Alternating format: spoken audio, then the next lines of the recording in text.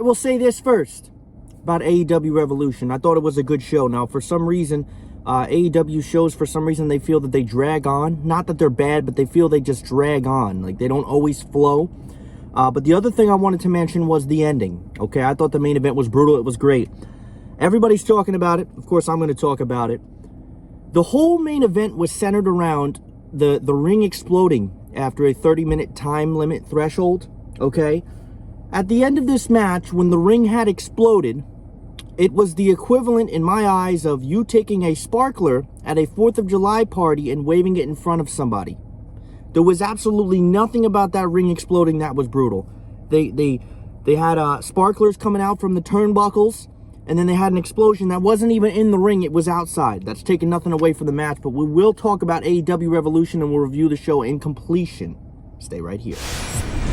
Before I even say a word, can I ask everybody what their issue is with the Christian Cage sign? Everybody's been all so disappointed with the Marquis signing. Oh my God, I'm so sad. My mother doesn't love me. Well, she didn't love you before he signed. But regardless, why is everybody so upset about it? Why is everybody so... Why are we all depressed? Let me explain this. They are upset, and this is the only reason, that AEW hyped up big shows, or should I say Paul White's big marquee signing. It was all hyped up. Oh my God, we're so excited. And then Christian came out. If this person that had come out was anybody other than Brock Lesnar, CM Punk, The Rock, John Cena would never happen, but let's say John Cena, they were going to be disappointed anyway. The hype for this signing was so big that it left people disappointed because they didn't get what they wanted. Correct? Now, granted, Christian's in his late 40s. How much more wrestling does he actually have to do? Well, that's for him to decide, not you.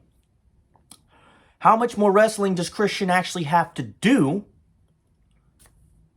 But why are you disappointed? You can be upset that it wasn't who you thought it was. But the people that are saying, oh, this is such a disappointment, okay, Christian came out. Let me ask you this. Don't you think if CM Punk was going to come to AEW, and again, this could be wrong, that he would have done it already? Don't you think that he would have said, oh, well, shit, let me see. I've been out of wrestling for 6-7 years. It's time to come back. Brock Lesnar is all about money. He doesn't give a shit about anything else. At least not at this point in his career. Don't you think? I, for some reason, didn't think it was Brock Lesnar. I didn't. Because I think that he has a nice thing he's got going. Again, money will always take over everything. At least when it comes to Brock Lesnar, the way it comes off. Money will always be the number one thing. And that's how it is for a lot of guys. Not all of them.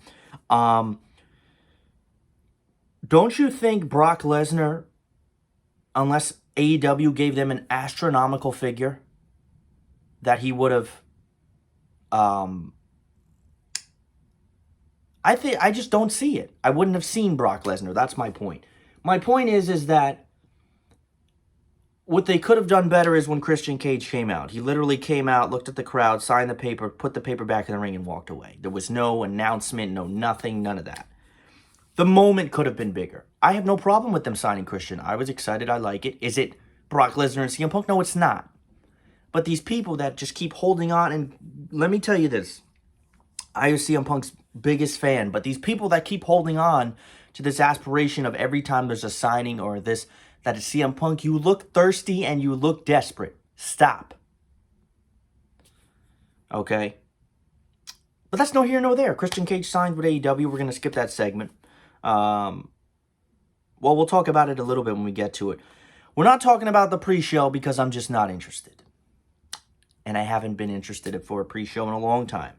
AEW Tag Team Championship opens up the show. The Young Bucks defending their tag team titles against Chris Jericho and MJF. The Bucks went right at Jericho and MJF from the opening bell. They blasted him away with strikes, followed them out of the ring, continued the beating. After stereo suicide dives, the Bucks locked in simultaneous sharpshooters to nearly score an early submission. The Bucks' domination would continue until Wardlow's involvement outside the ring helped Jericho and MJF get things going their way. Jericho locked Nick Jackson in the Lion Tamer. They did the same to Matt Jackson after what the Bucks thought was a blind tag. After some really solid near falls by both teams, Jericho snuck in a shot with a baseball bat, allowing MJF to hit the heat seeker. Matt managed to kick out of the dramatic moment. Jericho missed the Judas effect, hit Wardlow by mistake. Shortly after, the Bucks hit the Meltzer driver on Jericho to score the pin. This was a really well put together match that leaned heavily into big dramatic near falls before a clean finish. This is from CBS Sports, by the way. I will not take credit for notes that are not mine. However, the Young Bucks retained their tag team championship against Chris Jericho and MJF. Now that the Young Bucks have the tag team championship, why would they lose it? You have the tag team titles on the Young Bucks. That's great. MJF and Chris Jericho. There's more news on the Inner Circle, supposedly coming in this Wednesday on Dynamite. But a good win for the Young Bucks as they retain. Really like this next match. Casino Tag Team Royale. One of the early highlights of the match, QT Marshall got into an argument with Dustin Rhodes when Rhodes took issue with Marshall eliminating the Gun Club before deciding to leap over the top rope to eliminate himself. Obviously, that's going to cause inner turmoil because why are you doing that? Jack Evans was not in the match, but he helped eliminate Stu Grayson by popping up from under the ring, seemingly to have paid off by Matt Hardy. Teams cycled in and out, big moments. Bear County, one of the most notable, impressive showings from a fairly fresh team. The final five in the match was Pac, Ray Phoenix, Frankie Kazarian, John Silver, and Jungle Boy. That left Pac and Phoenix as the only complete team down the stretch, so obviously they have the competitive advantage because there's two of them and one of each other. Phoenix and Pac worked together to eliminate Kazarian and Silver, leaving Jungle Boy at the huge disadvantage. Jungle Boy managed to duck out of the way of Pac and send him spilling over the top rope, leaving just two men in the match. A final stretch between Phoenix and Jungle Boy. Phoenix managed to score the elimination, securing the Death Triangle a future tag title shot. A match like this is bound to have a sloppy stretches, but it was pretty standard Rumble action with entrants coming in. Obviously, they had the timed the time periods of entrants coming in and out. The final stretch was fantastic, helped elevate the match overall. Death Triangle wins the Casino Tag Team Royale, and will get a future shot in what should be a great match against. They are. I never really envisioned Pac, at least as a heel. I never really envisioned him as a guy that would be a tag team kind of guy. But for whatever reason, him and Ray Phoenix have worked great together. Ray Phoenix is one of the best wrestlers in the world, and Pac is built, he's chiseled out of stone. I mean, every time I see Pac, he looks the part. Great win for them. Then we move on to something else. Now, this wasn't terrible. CBS Sports gave this match a B. The women's division in AEW has long been a problem. This match itself wasn't bad, but I find myself, whenever the women's division matches in AEW come on, I find myself wanting to leave the room, go on my phone, find any type of interest elsewhere instead of what I need to be watching. Hikaru Shida's great. Mizunami, I said her name wrong. Mizunami, I don't even know how to say her name. I actually haven't been in the touch with AEW as much as I have been with other promotions. Not in touch, but I'm kind of just starting to get back into it more so again. However, Shida and Mizunami exchanged strikes early in the match before the action spilled out to the floor. Mizunami managed to take over, catching Shida, trying to vault off a chair into a flying knee. The action picked up in a big way from there. Shida was hitting some big power moves and putting Mizunami in big danger.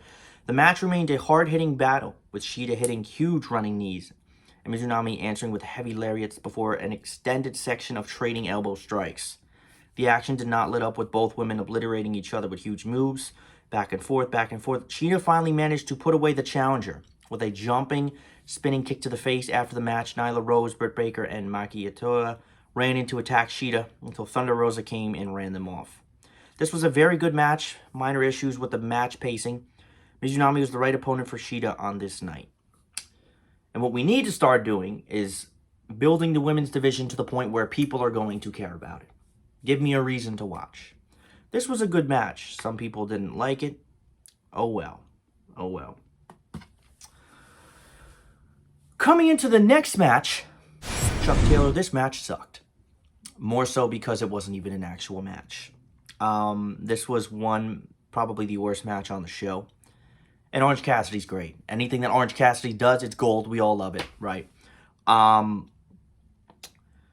First off, this match started with Miro and Kip Sabian attacked, what had happened, Miro and Sabin attacked Cassidy and Taylor backstage.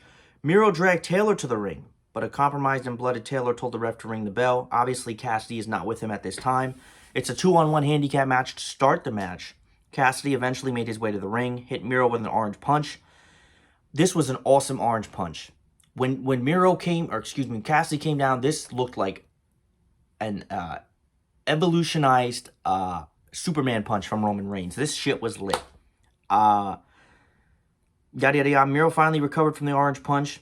Cassidy again hit Miro with an orange punch, but Penelope Ford caused a distraction, and Miro chose to shove Cassidy into her and get the upper hand. Miro took out Taylor before locking him into the game over to get the submission victory. Short filler match as it was expected to be. The pre-match stuff was not necessary. It served its purpose. Miro looked strong as he needed to, but the match itself was nothing important. If you're going back and you're watching Revolution, it's not one of those matches you need to see. The orange punches from Orange Cassidy were great. I loved them. But as far as everything else goes, you don't need to. It's just not important. Another match that had a very good ending sequence, and this is what I've noticed. There's a lot of matches on last night's Revolution that had a lot of good ending sequences, but some of the matches, the flow wasn't there. I don't know what it is with AEW. Some of their pay-per-view flows, it just doesn't flow. It's not that the show's not good. You know, WWE, their shows some of their pay-per-views may suck, but they flow. And I don't know if people will understand what I mean by that. You either will or you won't. Matt Hardy and Adam Page for a big money match. The winner gets the loser's first quarter earnings of the year. Obviously, that's kayfabe. That's not real. But why not? Page exploded early. He was looking for a buckshot lariat. Hardy rolled out of the ring to avoid the shot. Hardy then focused his attention on Page's hand and arm to try to neutralize the shot going forward. Page continued trying to throw right hands despite the damage, fighting on instinct. Hardy tried to steal a count-out victory by hitting a twist of fate outside of the ring. Page was able to barely beat the referee's count. Page hit a lot of his standard big moves, including a moonsault from the top rope to the floor. Page appeared to have the match won with Deadeye, but here comes Private Party to the ring. They distract the referee before jumping in the ring. Page took out both men, but the buckshot lariat was countered into a side effect and twist of fate for a 2 count. Dark Order then came down to the ring to take out Private Party, tossed Page onto the ring apron where he flipped over to hit the buckshot for the 3 count. This went 5 minutes too long. Hardy performed a bit beyond expectations, and Page can always deliver. Hopefully they can now be put to bed. Yeah, doesn't need to be anymore. At this stage in his career, Matt Hardy is wrestling, but he doesn't need to be in matches with guys like Adam Page, who are a lot younger and just a little bit more fit to wrestle. And I don't say that in a way that Matt Hardy's not fit to wrestle, but I say that in the way of I look at basically Adam Page should be fighting guys like Omega, not Matt Hardy. And that's no disrespect, but Matt Hardy's a lot older. We know his story and his situation and so forth. Adam Page wins. CBS Sports gives it a B-. I don't think it was anything that special, but the ending was interesting. Let's get to the Face of the Revolution ladder match. Cody Rhodes, Penta El Zero Miedo, Scorpio Sky, Lance Archer, Max Caster, and Ethan Page, who was the surprise opponent here. Page was revealed as the mystery opponent. Former year-plus tag team champions in Impact, standout performer for Evolved, yada yada yada. As expected, the match was full of wild moments. You didn't expect anything less from a ladder match. Penta hitting Rhodes with the Destroyer on the ladder suspended between the ring apron and ringside barricade. That move led to Rhodes being escorted to the entrance and checked by trainers. It looked pretty dangerous. Another highlight bump, Archer threw Sky from, follow me here, Archer threw Sky through another ladder on the outside of the ring as bodies continue to crash in and around the ring. Your typical ladder match. The injured Rhodes made his way back to the ring, using his belt as a weapon before hitting Page with Crossroads. Rhodes was hit with a suplex off the apron by Archer and then an elbow off the ladder by Caster. Jake Roberts got into the ring and hit Page with a clothesline. I'm surprised Jake Roberts can still get out of bed in the morning. Sky ultimately won the match. Penta then attacked Roberts to move him in the equation. Last, taking out Cody Rhodes, who had taken several big bumps on the injured shoulder throughout the match, shoved Rhodes off the ladder and grabbed the brass ring for the win. The match had plenty of action. Didn't it separate itself from the pack of other good ladder matches? I will say that. A lot of ladder matches typically now are very similar. You have your big high spots. You have your close moments where the guys grab the briefcase. You have your close moments where everybody's grabbing everything. This wasn't a bad ladder match, but when you look at ladder matches, I guess because the bar has been set so high by ladder matches of the past, this one maybe didn't live up. Scorpio Sky winning was the right decision. Scorpio Sky's great. Congratulations to him. Then we have, obviously, the Christian Cage signing with AEW. The superstar was only cleared to return to the ring. He returned at the Royal Rumble this year. There were talks of him re-signing with WWE, but those fell through. He signed his contract, revealed a shirt that said "Outwork Everyone," and left. Like I said, it's not so much the Christian Cage signing, but this could have been done a lot better in terms of the actual moment. But congratulations. Here's a problem with the co-main event. Sting and Darby Allin versus Brian Cage and Ricky Starks in a street fight. Good match. They screwed up. WWE last year at WrestleMania had cinematic matches. What do I mean by cinematic? WWE had the Boneyard match between Undertaker and AJ Styles, correct? There was no commentary. That was their problem here. This was a good match with a lot of good action. There was commentary. Why do we have commentary over a cinematic match? The equivalent would be watching a movie and you have people in the background commentating while the movie's going on. It doesn't work. Cinematic match, elaborate entrances. The competitors arrived at an empty warehouse. Allin and Sting were accompanied by a group of men in Sting's mask who were surrounded the ring. Sting paired off with Starks in the ring while Allin and Cage battled around the building, with Cage brutally throwing Allin into walls and doors. Yeah, Allin was a ragdoll for the beginning part of this match. The setup of the match allowed Sting to look good. Didn't have to do much, while Cage was using his usual powerhouse self. Starks played the slightly cowardly heel. Allin took his usual variety of insane bumps, powerhouse Hobbs, and Hook ran in as Allin appeared to have the match won after taking out Starks. With the huge numbers, Team Taz threw Allin through a window propped against the wall. That looked really nasty. Team Taz stalked Sting. Allin recovered and threw a bat to the Icon, allowing him to knock Cage onto a wooden platform. Allin then dove from a window, driving Cage through the platform with a huge elbow. This left Sting alone in the ring with Starks, where the two went back and forth. Sting eventually hit the Scorpion Death Drop to get the win. Your mileage may vary on cinematic matches. This allowed everyone to showcase their best qualities, while obviously hiding that Sting is 61 years old and can only do so much. Sting and Darby Allin get the win here. Let's talk about some main event of the evening, the AEW World Title. Exploding barbed wire death match. Kenny Omega defending his AEW World Title against Jon Moxley, two of the toughest guys. Listen, I will say this. Moxley and Omega have some of the best chemistry you'll ever come across. They are two of the toughest guys in wrestling. Jon Moxley, in my opinion, is the toughest wrestler in the world, which is how I believe it. The opening moments saw both men trying to force each other, obviously, into the barbed wire. You have the two sides of the ring. 3 out of 4 sides of this ring was actually covered on barbed wire. The one allowed them to spring off the ropes. They had the ring like this. Barbed wire, barbed wire, barbed wire, regular. Leaning into the barbed wire would release explosions, which obviously would cause a lot of damage. You have debris and shit flying into their eyes. You don't want that. So the beginning matches saw them obviously throwing each other into the barbed wire, or attempting to. Both men were eventually able to dodge that. The psychology of the match was established. Such matches revolving around the continued teasing of one mistake leading to a catastrophe.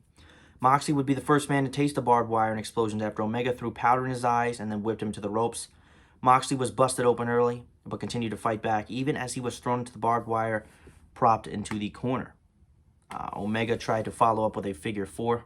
Moxley kicked him off, sent Omega face first into the barbed wire ropes for an explosion. Moxley then kicked Omega back into the ropes for a second explosion. Omega was sent through a second barbed wire board in the corner after Moxley exploded, after which Moxley hit a side slam onto a barbed wire covered chair. Pretty much everything in this, any type of weapon or anything that they were using was covered with barbed wire. Moxley tackled Omega into the ropes. It was Omega who took the worst hit of his face, ending up right near the resulting explosion. Moxley hit a paradigm shift off the ring apron onto the exploding barbed wire boards on the floor. My goodness. Head first, Omega hit the one-wing angel shortly after and went back to the ring. Moxley broke the pin up by kicking the ropes to cause an explosion. That was very, very smart. He hit Moxley with a one-wing angel, and then he took his leg, and you know how you put your leg on the rope to break the count? And it came at a sacrifice, an explosion, which would take,